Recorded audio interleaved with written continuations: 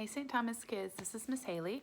Today we're reading one of my favorite books, A Visitor for Bear, and it won an award for a really great book to read out loud, which I think it deserves. So, Visitor for Bear, the author is Bonny Becker, so she wrote the words, and then Katie McDonald Denton is the illustrator, which means that she did the pictures. No one ever came to Bear's house. It had always been that way, and Bear was quite sure he didn't like visitors. He even had a sign. Can you read it? It says, "No visitors."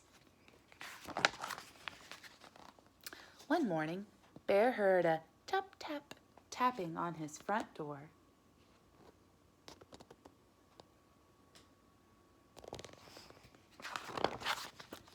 When he opened his door, there was a mouse, small and gray and bright-eyed. "No visitors allowed," Bear said, pointing to the sign. "Go away." He closed the door and went back to the business of making his breakfast. That was not very polite, was it? He set out 1 cup and 1 spoon, but when he opened the cupboard to get out 1 bowl, there was the mouse, small and gray and bright-eyed. There's the mouse in the cupboard.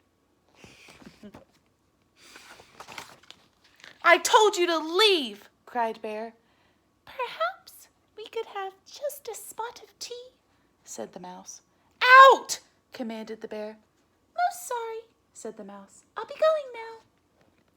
But Bear showed him to the door and shut it firmly. Gracious, so rude. Then he went back to the business of making his breakfast. But when he opened the bread drawer for 1 slice of bread, there was the mouse, small and gray and bright-eyed. Here he is looking in the bread drawer. "Unbelievable," rumbled Bear. "Away with you, vamoose!" "I do like a bit of cheese," said the mouse. Bear pointed a rigid claw to the door. "Yes, then, here I go," said the mouse. "Farewell," and the mouse whisked out the door. Sweet little mouse. That mouse is being polite, but the bear is not. This time, Bear shut the door very firmly and locked it tight. He locked all the windows, too, for good measure. Goodness, he really does not want any visitors. Then once again, he went back to the business of making his breakfast. But when he opens the fridge to get 1 more egg, what do you think he's going to have? There was the mouse, small and gray and bright-eyed, of course. "Be gone!" yelled the bear. Goodness, so dramatic. Lord. "A crackling fire?" ventured the mouse. "This is impossible, intolerable, insufferable!" cried the bear, shaking with anger and disbelief. Talk about an overreaction. "Terribly sorry," murmured the mouse. "Now you see me, now you don't. I am gone."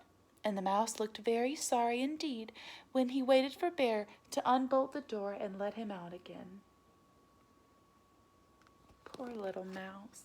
Why do you think he keeps coming back, even though the bear is being so rude to him? This time, before he went back to the business of making his breakfast, Bear shut the door very, very, very firmly and locked it. He boarded the window shut.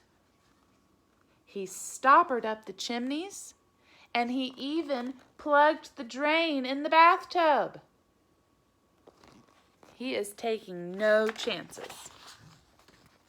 Carefully, Bear set about the business of making his breakfast. He opened the cupboard.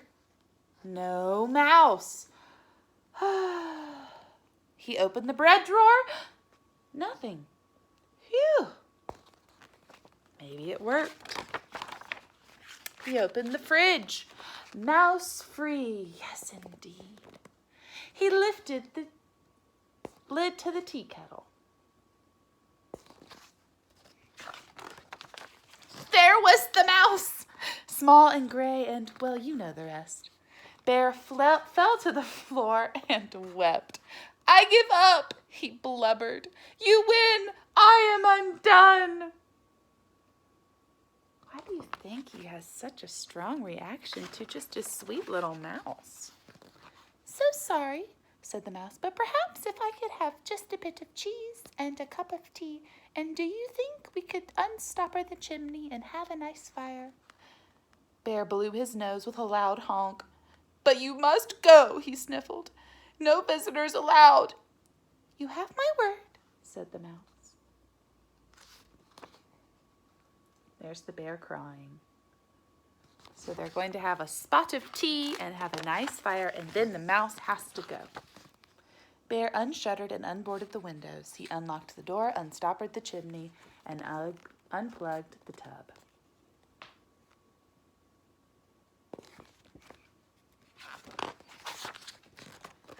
He brought out 2 plates of cheese and 2 teacups, and he made a crackling fire in the fireplace for 2 sets of toes. The mouse warmed his feet and nibbled and sipped, and Bear did too. They sat that way for a long time.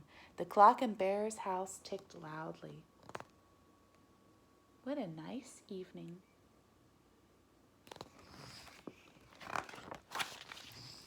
Bear cleared his throat. The mouse looked most attentive. No one had ever been most attentive to Bear. The fire is nice, Bear announced. Lovely, said the mouse. No one had ever said Bear's fires were lovely. I can do a headstand, said Bear. Very impressive, said the mouse. It looks like Bear is getting a friend for the first time. Bear told a joke. The mouse laughed heartily. No one had ever laughed at Bear's jokes before. Bear began to think of another joke. The mouse set down his teacup. Bear quickly lifted the teapot. There's plenty more, he said. Do you think the bear is changing his mind? He seems to be thinking differently than he did at the beginning of the story. So sorry, said the mouse. Most kind, but I must be on my way. Really, you needn't go, said Bear. I am off, said the mouse, springing up from his chair. Wait, cried Bear, but the mouse stepped out the door. Toodaloo, said the mouse. He did promise to leave, and so he's just keeping his promise. Do you think that Bear wants him to go? Maybe not anymore. Don't go, wailed Bear, throwing his body across the path. But I gave you my word, said the mouse, pointing at the no visitor sign. He's just doing what he said he would. Oh, that, cried Bear, pulling down the sign and tearing it up. That's for salesmen, not for friends. So he's saying that he and the mouse are friends now. Not for friends, asked the mouse, small and gray and bright-eyed. Bear nodded. The mouse's bright eyes glowed brighter, and Bear smiled.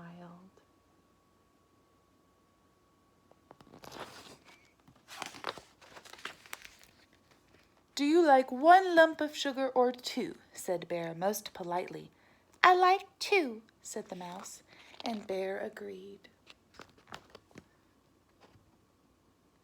The end. Won't it be nice when we get to have visitors at our houses again? I've definitely missed that. Hope you guys enjoyed this. Bye.